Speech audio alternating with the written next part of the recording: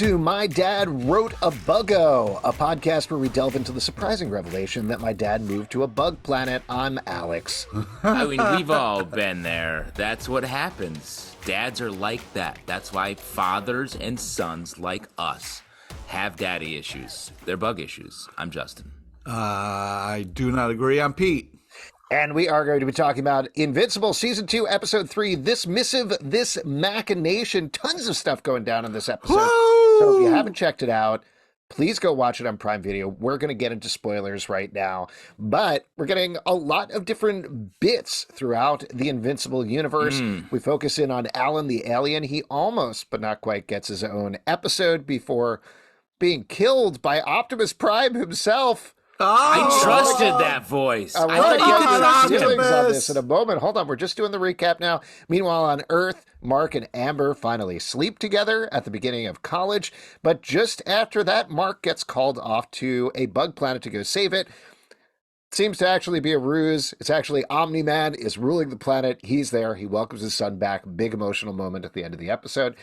Meanwhile, Debbie is going to grief counseling, and it goes as horribly as it possibly can. First rule, she blew it.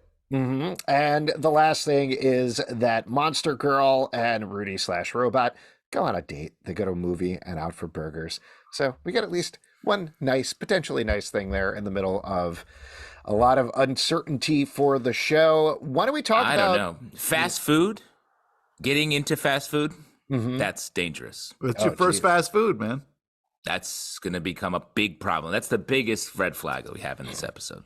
Yeah, 100%. Why don't we talk about this bit by bit? We can start off, I think, with the Alan the alien stuff, because, at least for now, that's very much its own thing. We get to see Alan, oh my God, that's so hard to say. Alan come back after encountering Mark on what he thought was Urath, but actually is Earth. We find out his origin story, how he was bred to fight the Viltrumites, and he consults a council of resistors, planets that are fighting against the Viltrumites. We also get to meet his kind of girlfriend in a very sweet way.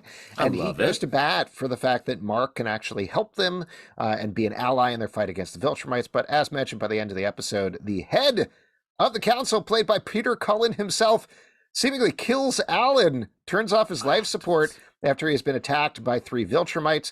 The head of the council is the mole, it seems, working for the Viltrumites. So some big stuff going on there, and credits start to roll in a very funny way. And before we actually get back to the episode, what did you think about this Alan story as a whole? Well, it's super upsetting. I mean, first of all, the emotional roller coaster of finding out that Optimus Prime is doing a voice, and then you have to hate him. I couldn't. It's so hard. I kept lying to myself, like, no, this is all part of a plan. He's pretending to kill him. Because it just doesn't compute in my brain. I don't like it. Whose side are you on, Pete? Given the choice, Viltrumites with Optimus Prime's voice, or the Resistance? Gotta go with Optimus all day. Of course. Wait, you're siding with Optimus Prime despite what he did in this episode? Well, we don't know if it was for good or bad, so you kind of got to go on history here and say Optimus wouldn't lead us astray. A lot of times people turn off life support secretly for good reasons. That's right, exactly. There could be a secret win. A secret thing that with this alien, you have to kill them before they can ever really live. You know what I mean? We don't know. It's a different thing.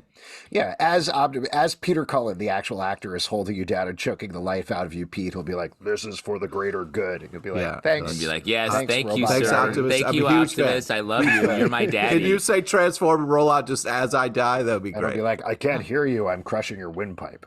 Yeah. The Truck Daddy kills Pete. I can see the headlines. What'd you think Comic about this? Book Club Justin? News. Truck Daddy kills Pete. It's not the lead story, but it's up there. Yeah. It's like number 2 or 3. Yeah. I like this fun. I mean, this was like sort of a catch-all episode, which felt a lot more like the comic. And so this Alan section was really fun. I think they took some like Starship Trooper-y, comic booky ways of getting us into it.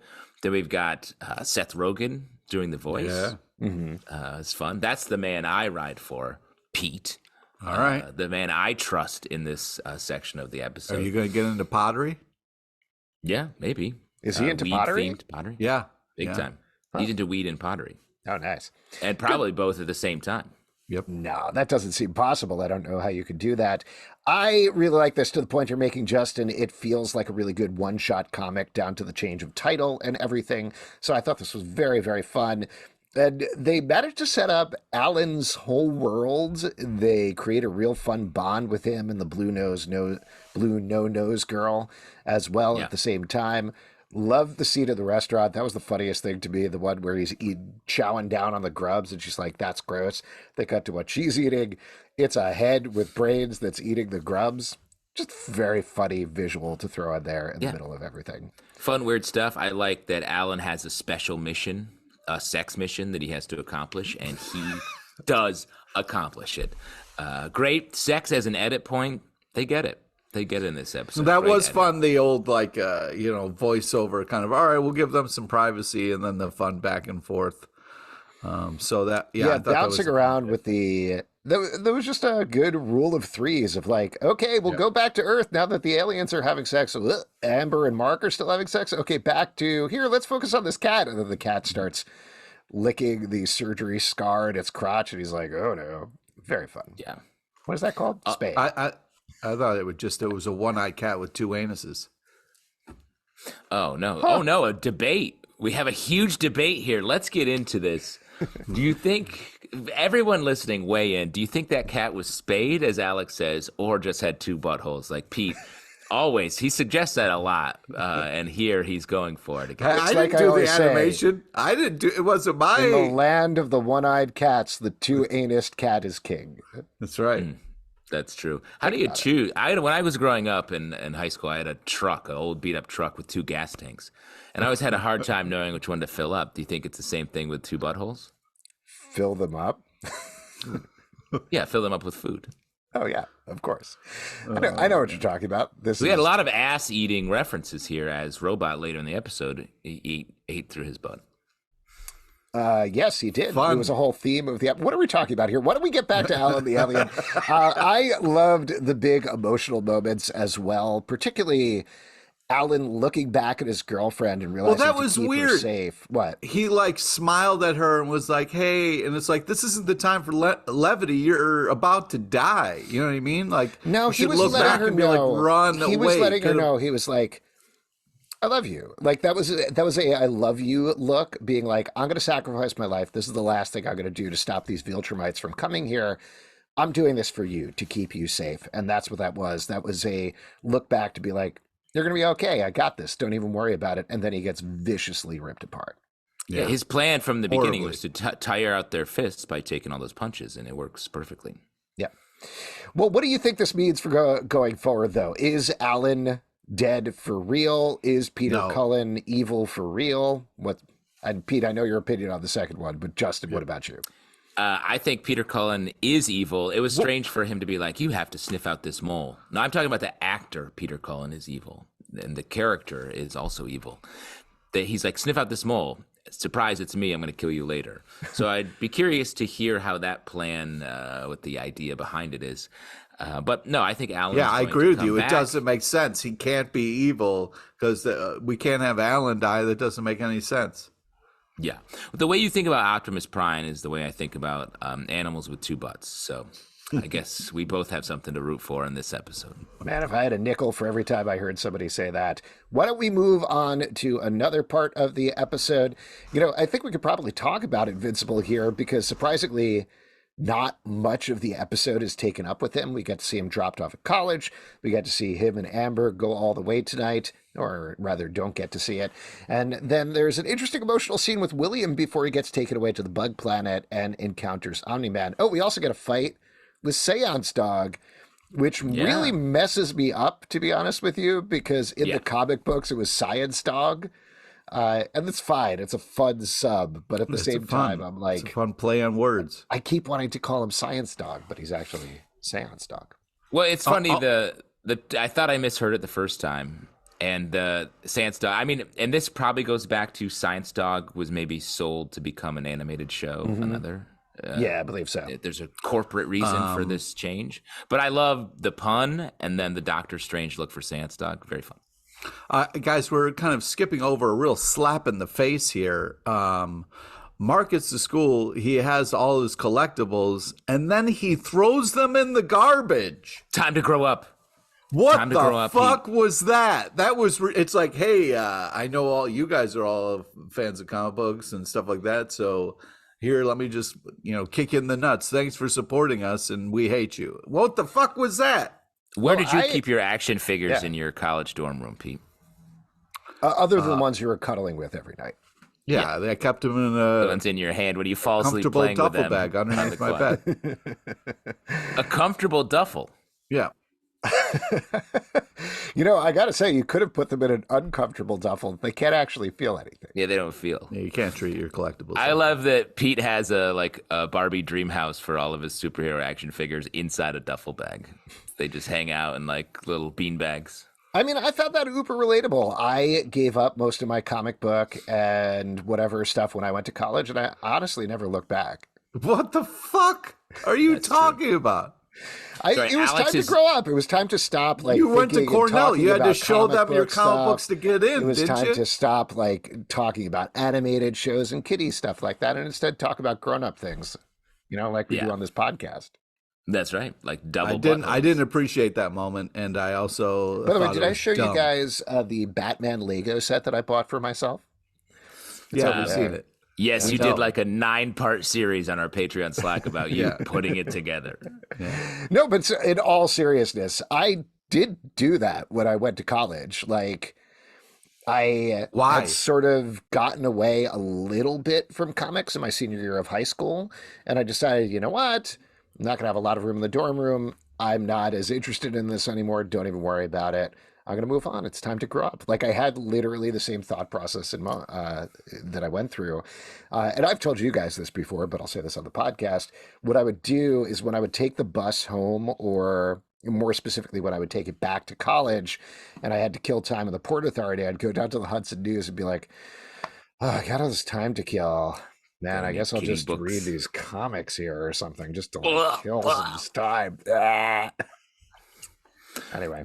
Pete, how does it feel to feel the betrayal of Optimus Prime, the real one, and then your personal Optimus Prime, Alex?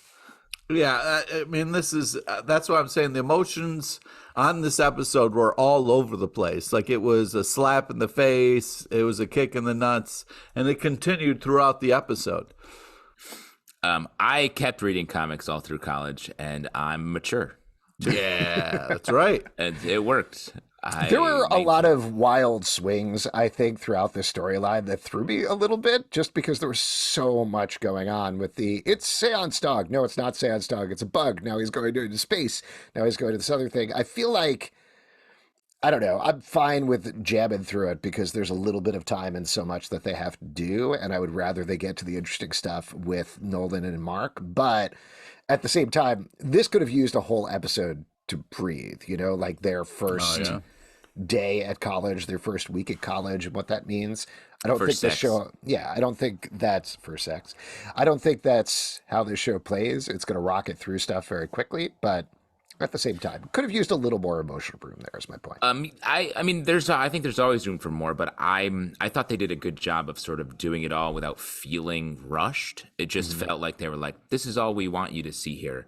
But also at the same time, the way we end the storyline already at finding Nolan and the Bug Planet, from what we know of the comics, that's a ways into the series, and to already be there, I was surprised about that. I listen, I agree the show is awesome. It can do whatever pace it wants, but the emotional roller coaster of him throwing away his toys and then immediately getting the sock lecture was too quick. You got to grow up fast at college. Yeah, the swing on that was too much. Did you put an action figure on your doorknob when you were playing with your toys in college? Don't come in. Don't come in. I'm in the middle of a secret Unless war. you have your own action figures, then you can come on in. That's a great thing. Did want to talk about Amber a little bit in this episode. I know we've been hitting this drum every single episode, but again, crazy steady. The fact that at the Great end of the relation. episode, he's like, I'm going to space for a couple of weeks. And she's like, sounds good. Never apologize. See you later. Wild. Yeah.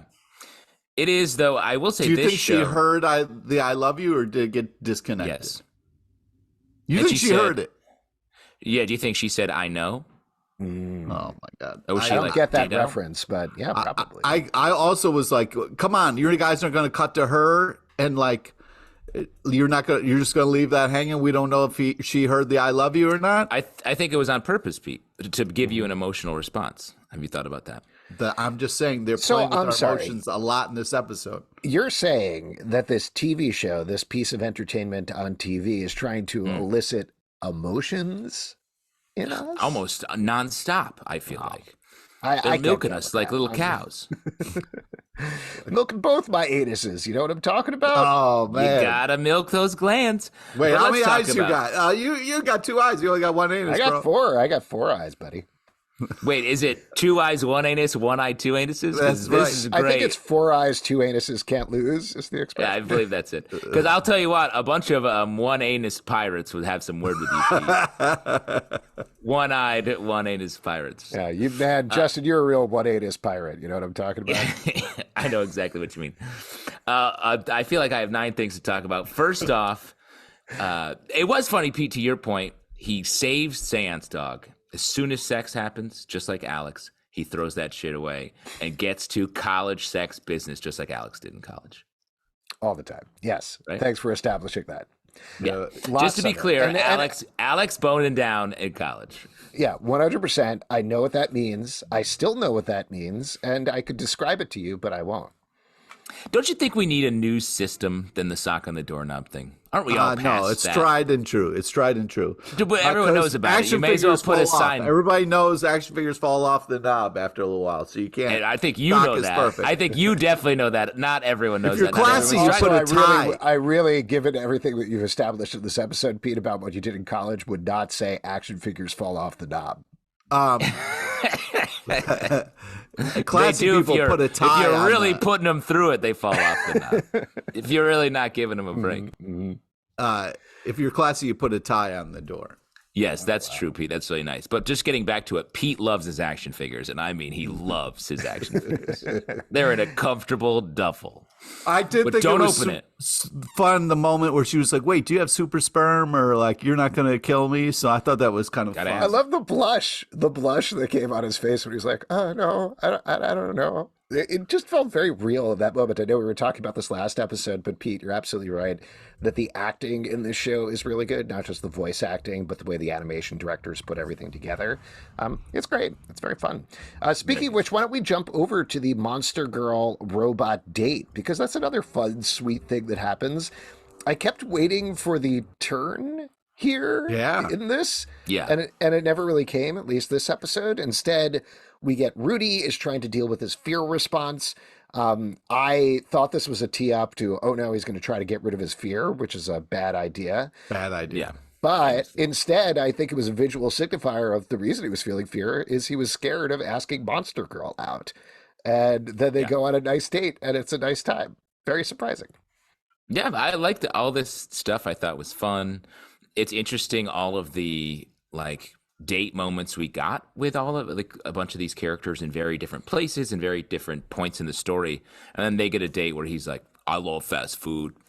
And it was cute. It was just cute all around. For It wasn't cute. The mom shit was heartbreaking. There was a ton of non-cute Hold on. moments. We're going to motherfucker. get there. We're talking about the just cute about moments. the cute stuff, about Monster Girl and Rudy dating. What do you think about that, Pete? Cutie corner. I too was waiting for the other shoe to drop. I was enjoying it, but I was like, something. There's what's going to happen? What's going to go on? We'll see. There's plenty more episodes for terrible things to happen with them, but this episode, it seems very nice. And I also like just the little detail of they're both way older, but can't get it into an R-rated movie. That was a fun little bit as well. Yeah. I also like the thing, I thought the scene at the beginning was very interesting of the storyline where Duplicate and Rexplode are fighting, which is played as a post-credit sequence almost because it comes after the alien stuff.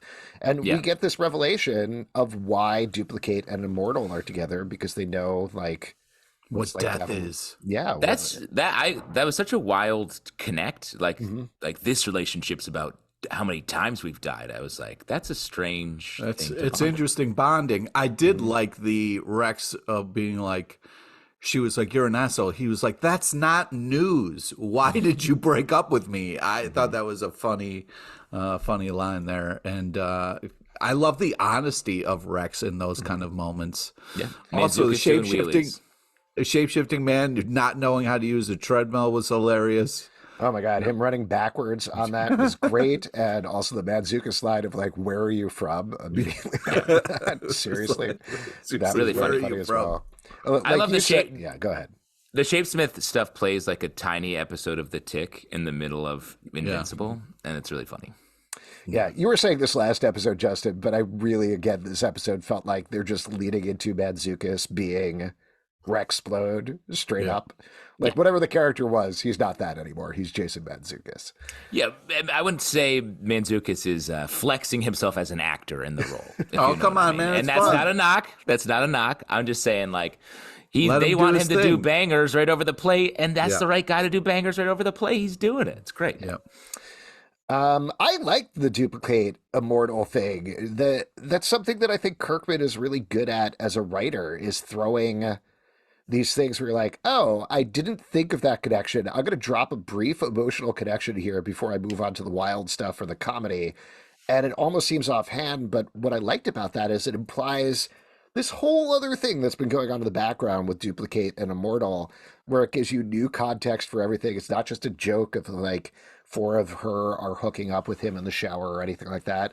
There's an actual connection there, which I think is cool. Yeah. I also think they give off the energy of like the older couple in the friend group who's just like doing some sex stuff on their own. And you're like, I don't know, don't even get into their shit. It's complicated. Put a tie on the door, please, so we know you're mature.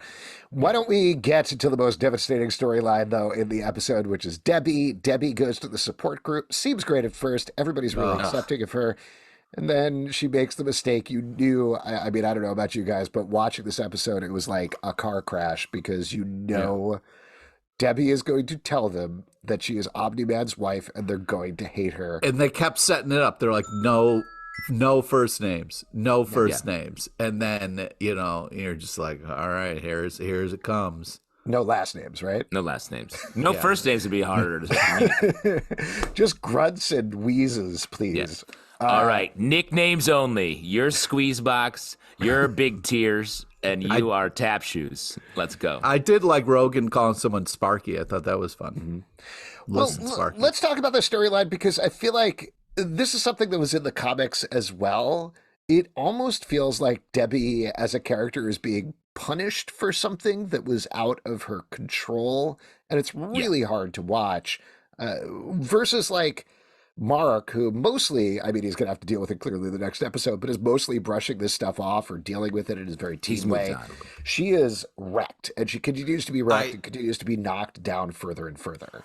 I do like this idea of not only is she kind of wrestling with this, I should have known, like having that douchebag say it, even though it was like, dude, you're in a support group, you know better, you shouldn't be latching out at her. But that's the thing that I think somebody would really wreck themselves over is I should have known. This person kind of lied to me, but I should have known. You would like to think that part of you would know if you were with someone who is a horrible person.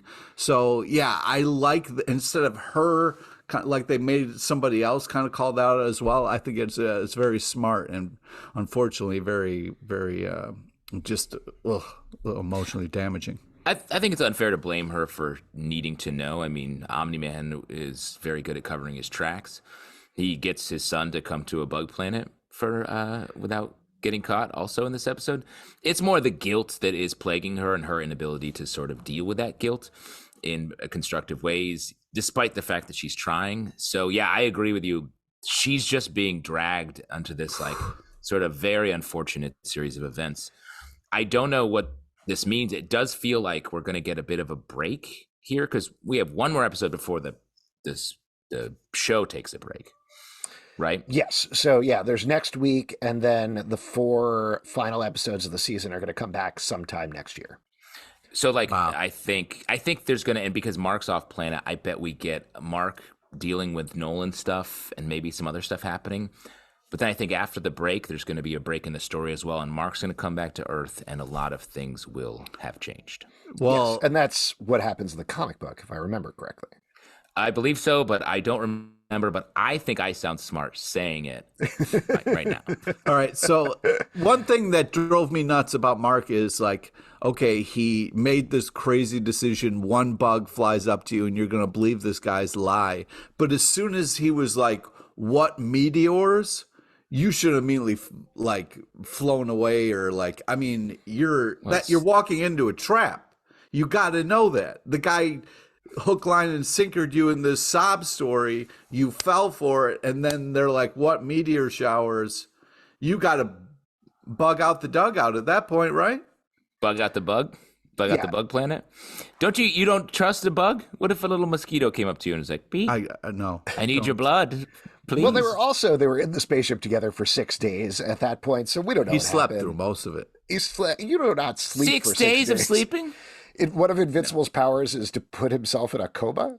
Is what you're Oh saying? yeah, the old coma powers. Oh, nice. Look, P is like, I'd love to be in a coma. Oh my God, 6 days. Oh, glorious. Sounds horrible. Weird dreams, bro. Oh my God, terrifying. I assume they bonded in some way. I understand what you're saying. Like, you can see the nervousness going in Mark when he's like, what's going on? What is happening here? This is a trap.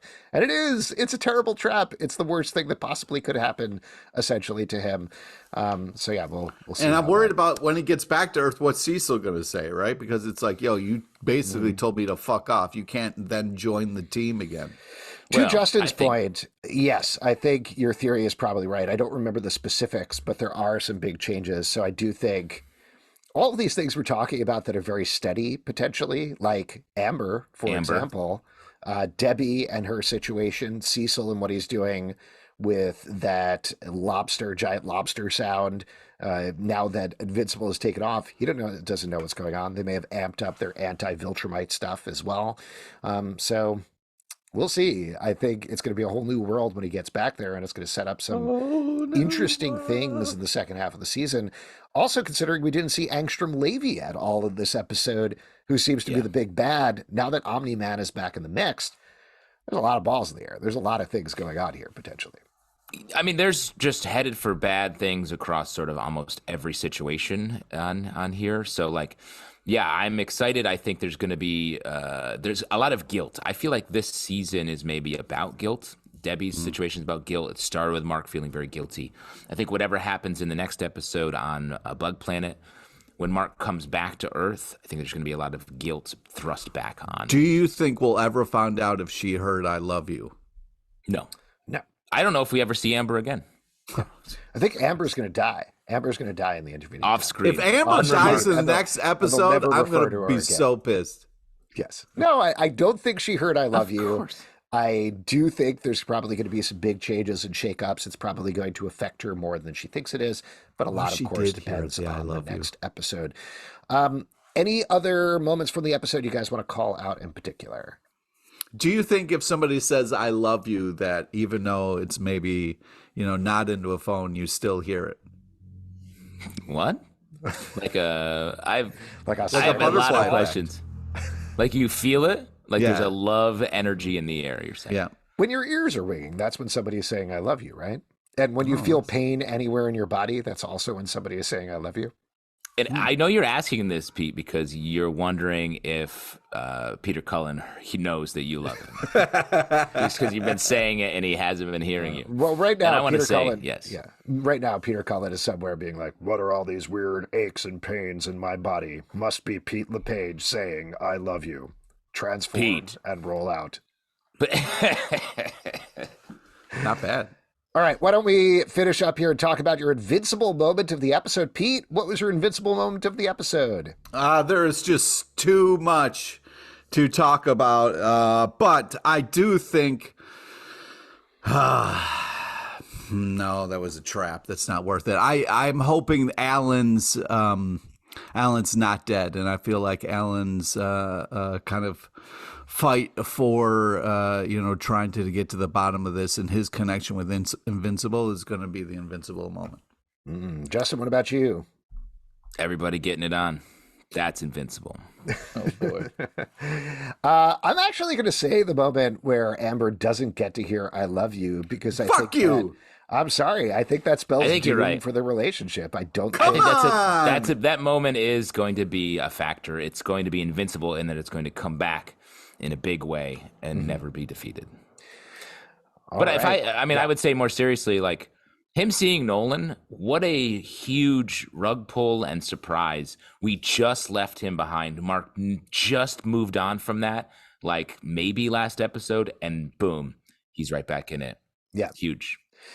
Love that. Very excited for the next episode. If you'd like to support this show and all the shows we do, patreon.com/Comic Book Club. Also, we do a live show every Tuesday night at 7 p.m. to Facebook and YouTube. Come hang out. We would love to chat with you about Invincible. Apple, Spotify, Android, or the app of your choice to subscribe, listen, and follow the show at Comic Book Live on X/Twitter, Comic Book Club Live on TikTok and Instagram, comicbookclublive.com for this podcast and many more. For my dad, Rhoda Buggo, this is Alex. And just, I got to write some stuff down from this episode. So it's pirates have two buttholes. Pete has sex with his action figers, and Alex is boning down in college. That's the lexicon. That was The last you one's really... definitely true. Yeah.